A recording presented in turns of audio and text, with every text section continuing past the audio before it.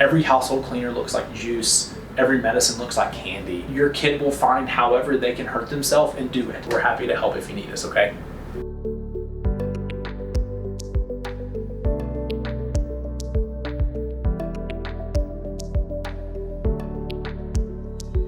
Home safety is something that gets brought up in the area of our practice all the time. Our goal is to prevent injury. Your kid will find however they can hurt themselves and do it. That's just part of parenting. And I think we as parents and pediatricians have to be proactive in order to prevent those injuries. It can seem like a really daunting and impossible task, but I think for you as a parent, thinking about these topics early, baby-proofing your home before you think your kid is at the age where they will test that baby-proofing mechanism is hugely important. Identify the problem areas of your household. Under the sink, if you do have firearms in your home, medicine cabinet, tops of stairs. Water safety is certainly important. Pools, hot tubs, of course. But the things that we don't think about as parents, emptying your bathtub, emptying the bucket of water that you have in the backyard when you were doing garden work. Also identify those areas and locations where your children spend time. Grandparents, aunt, uncle's house, friend's house, and home caregivers. Your kid will get into something if given the opportunity, operating under the assumption that my kid will find it. I think that's probably the biggest tip and trick I give parents. Be masters of your domain, but also the domains of where your children spend time. Think about it early and often, and as your kid grows and develops, you have to change your strategy a little bit. I have a 4-month-old. Keeping her safe is different than keeping my 2-year-old safe. We personally have a first aid kit in the car.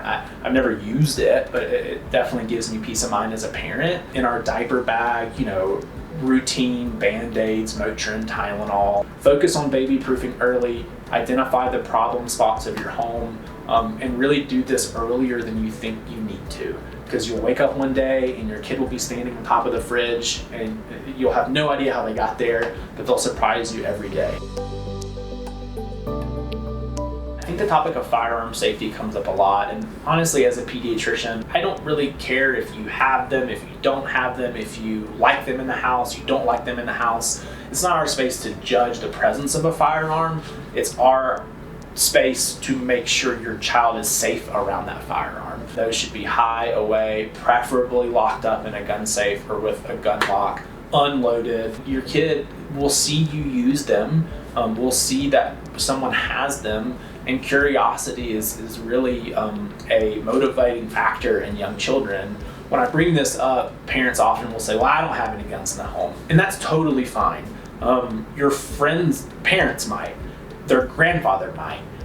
Some folks keep guns in their car. So I think if your child can get into them, operate under the understanding that they will find it and they will play with it. It starts with identifying guns in your home, identifying guns in areas where your children spend time, grandparents, caregivers, friends' houses, and having that conversation as a family unit to say, hey, these are the steps that we're going to take to prevent my child from playing with or using a gun unsupervised. We as pediatricians can certainly help if you guys have questions or concerns. These are things we unfortunately see really commonly. Every household cleaner looks like juice. Every medicine looks like candy. I think curious kids get into that stuff, and there's a huge range of how we respond as medical providers depending on what your child ingested. Universally, starting with a poison control number is super helpful, and I counsel parents to have that saved in your phone. Some things, even if you feel were really dangerous, after talking to the poison control folks, they'll help triage what you should be looking for. Do I need to take my child to an urgent care or emergency department? They're a wonderful resource, and I think the number one resource for accidental ingestions. Keeping medications in a safe space, preventing injury is the number one priority here. So having medicines under lock and key, there are medicine safes that you can purchase, lockable devices to have your medicine stored in, having conversations with all caregivers regarding medicine safety, because often it's grandma and granddad watching the child and the child eating one of granddad's blood pressure pills, right? We can have our household locked down as parents, but if your children are spending time elsewhere, in-home daycares, grandparents' house, family members, caregivers, having that conversation with them too is really important. So be aware of both your environment at home, but also the environments in which your kids spend time. That, poison control, and just know when to call and know when to seek care is the number one thing.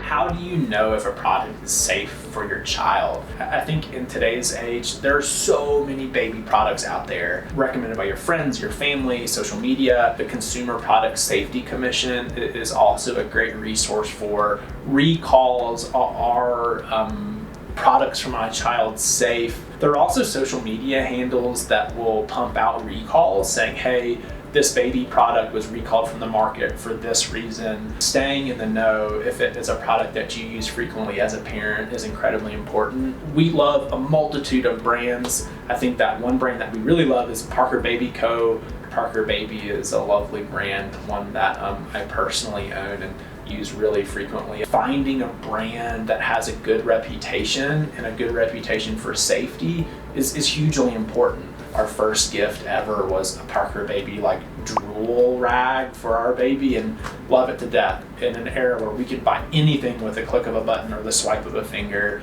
know what you're buying, know if it's safe, know if it's a reputable brand, and if you have concerns on that front, talk to your pediatrician or healthcare provider. We're happy to guide you if you need us. It can be really stressful, very daunting. We all have those irrational parent fears. I do too, it's okay. It can seem like a challenge to keep your kid out of everything and keep them safe all the time. And as parents, we're really hard on ourselves to maintain order and maintain safety all the time. Be proactive, but also know that accidents happen, okay? Your pediatrician is there for you if you ever have questions about childhood safety or an accidental exposure. You can do it as a parent. We will support you along the way. It's okay to mess up. We all do. Don't be scared to bring these things up at your well visits. That is quite literally our job. So we're happy to help if you need us, okay?